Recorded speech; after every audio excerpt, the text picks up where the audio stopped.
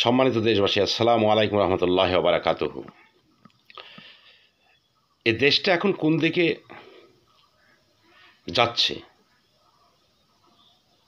দেশের পলিসিটা, রাষ্ট্র পরিচালনার ক্ষেত্রে পলিসি আসলেই নির্ধারণ হচ্ছে কিভাবে,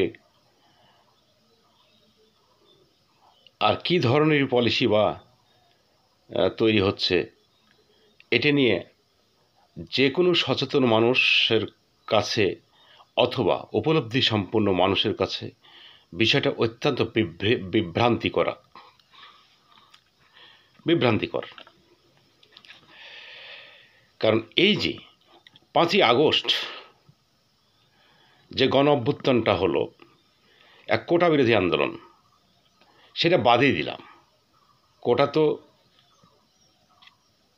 কোটা বিরোধী আন্দোলন, বৈষম্য বিরোধী আন্দোলন, এই যে বৈষম্য, কোটা, এগুলো তো এখন বিলুপ্ত।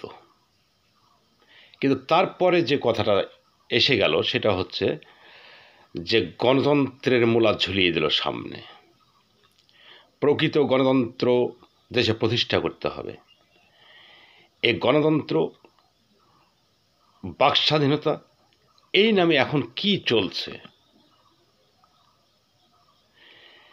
এখন সামগ্রিক মূল্যায়নে অবশ্যই বলতে হয় যে এ দেশটা ব্যর্থতার এক মহাসড়কে পরিচালিত হচ্ছে, যেখানে আইন শৃঙ্খলা পরিস্থিতি নেই, সার্বভৌমত্ব হুমকির সম্মুখীন, দেশের জন্ম ইতিহাসের কবর দেওয়ার জন্য সরকারের ষড়যন্ত্র, অর্থাৎ 71-72 সব কিছু, 71 চেতনা, 72-এর সংবিধান সহ পরবর্তীতে যেসব সরকারগুলো রাষ্ট্র পরিচালনা করছে সেই ইতিহাসগুলো সব নাকি কলঙ্কিত। যাই হোক, সেটা গেল। এখন একটা প্রশ্ন উঠল যে না জানি ইসলামী শাসন ছিল না, ইসলামী সরকার ছিল না, যার জন্য এরা একটা বক্তব্য অত্যন্ত সূক্ষ্মভাবে দেশবাসীকে জানান দেওয়ার চেষ্টা করলো, অথবা দেশবাসীকে বোঝানোর চেষ্টা করছে যে, এবং তাদের কর্মকাণ্ডে দেশবাসী মনে করছিল যে হয়তোবা ইসলামী শাসন আসবে। এখন সর্বশেষ যে পরিস্থিতি, সেটা ইসলামকেও বিতর্কিত করে ফেলতেছে। এবং সকলেই জানে যে এখন যে সরকার, সেটা হেফাজত, হিজবুত তাহরির এবং জামাতে ইসলাম, এই ধর্মভিত্তিক দলগুলোর দ্বারাই প্রভাবিত, এবং এদের নীতি বাস্তবায়ন করে যাচ্ছে এই সরকার। কিন্তু এখন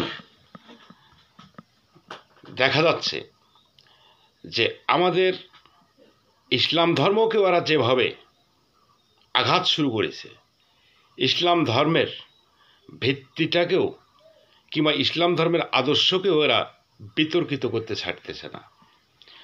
যার জ্বলন্ত উদাহরণ জামাতে ইসলামের থিঙ্ক ট্যাঙ্ক হিসাবে কাজ করে মাওলানা মিজানুর রহমান আজাহারি, এবং বেশ 7-8 বছর থেকে দেখা যাচ্ছে জামাতের থিঙ্ক ট্যাঙ্ক হিসাবে চাচ্ছে বেশি কাজ করছে ফরাদ মাদাহার। অথচ এদের দুইজনের দ্বারাই এখন ইসলাম অত্যন্ত আঘাতপ্রাপ্ত। কিছুদিন পূর্বে মাওলানা মিজানুর রহমান, যার দ্বারা ইসলাম আমরা পেয়েছি, যার দ্বারাই শান্তির ধর্ম আমরা যার মাধ্যমে পেয়েছি, সেই মহামানব, আমাদের শেষ নবী, যার উম্মত আমরা, সে হজরত মুহাম্মদ সাল্লাল্লাহু আলাইহি সাল্লামের মাধ্যমে, অথচ তাকে নিয়ে তার প্রথম স্ত্রী, আমি যদি ভুল না করি তাহলে অবশ্যই এটা ঠিক যে যিনি প্রথম ইসলাম ধর্ম গ্রহণ করেছেন, খাদিজাতুল কুবরা, তাকে নিয়ে ইন্ডিভিজুয়ালি দুইজনকে তো আলাদা আলাদা তাদের সবার কটূক্তি করেছে, এবং তাদের দাম্পত্য জীবন নিয়েও এত নোংরা কটূক্তি করেছে। তাহলে হজরত মোহাম্মদ সাল্লাল্লাহু আলাইহি সাল্লামকে আঘাত করা, খাদিজাতুল কুবরাকে আঘাত করা অর্থই ইসলামকে আঘাত করা, কারণ এদের মাধ্যমেই, ইনাদের মাধ্যমেই আমরা ইসলাম পেয়েছি। যিনি মহামানব, আমাদের সর্বশেষ এবং সর্বশ্রেষ্ঠ মহামানব এবং সর্বশেষ আমাদের রাসূল নবী, এবং যারা হাদিস কোরআনকে পুঁজি করে এই মাওলানা মিজানুর রহমান হয়েছে,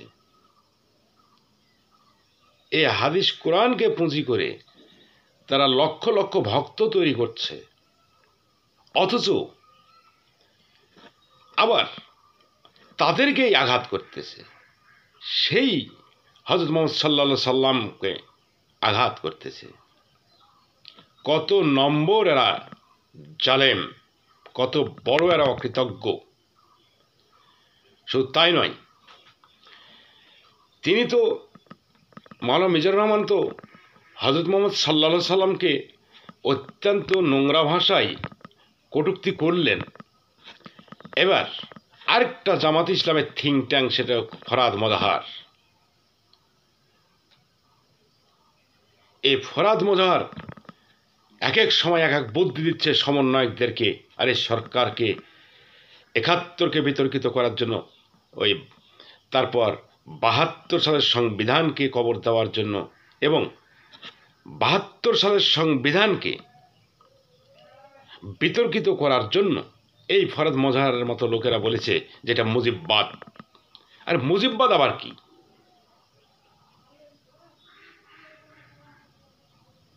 এদেশ যুদ্ধ হয়েছিল হিন্দু, মুসলমান, বৌদ্ধ, খ্রিস্টান এ জাতিভেদে নয়। সমগ্র দেশের জনগণ, হিন্দু, মুসলিম, বৌদ্ধ, খ্রিস্টান, মুসলমান যা আছে সবাই মিলে ঐক্যবদ্ধ হয়ে এই বাংলাদেশ, এই ৫৫,৫৯৮ বর্গমাইলের একটি দেশকে স্বাধীন সার্বভৌম দেশ হিসাবে অর্জন করার জন্যই সেদিন ৭.৫ কোটি বাঙালি, ওই জামাত ইসলামের কয়েকজন ছাড়া, ঐক্যবদ্ধ হয়ে যুদ্ধ করে এদেশ স্বাধীন হয়েছিল। এটা মুজিববাদ কি?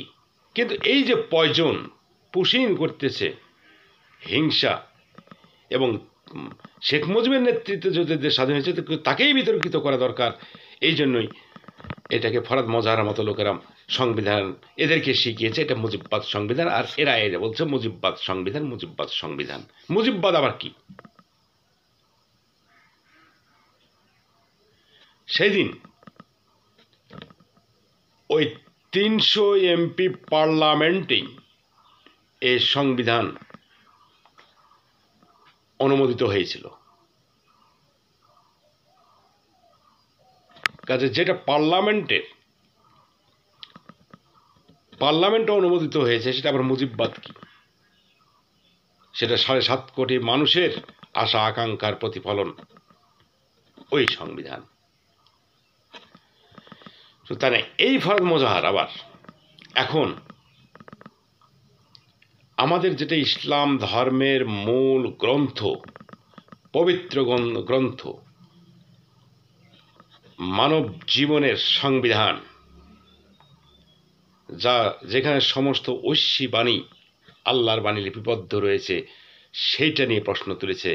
সেটাকে বলছে যে এই কোরআন নকল,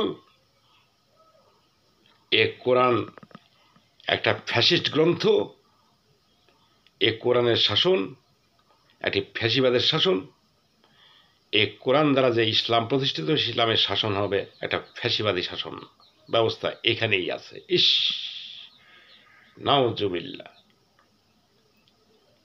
এ কোরআন নকল, এ কোরআন ফ্যাসিজম, অর্থাৎ এ কোরআনের শাসনকে ফ্যাসিস্ট বলার অর্থই যে এখানে এ কোরআন কোনো মানবতা নেই, এখানে মানবিকতা সম্পূর্ণটাই শূন্য। ফ্যাসিবাদে যেমন মানবতা নাই, বাক স্বাধীনতা নাই, তার মানে এ কোরআনকে তাই বলা হয়েছে ফরাদ মজার মতো লোকরা। অথচ এখন পর্যন্ত যারা ইসলামের দাবি করে, ইসলামী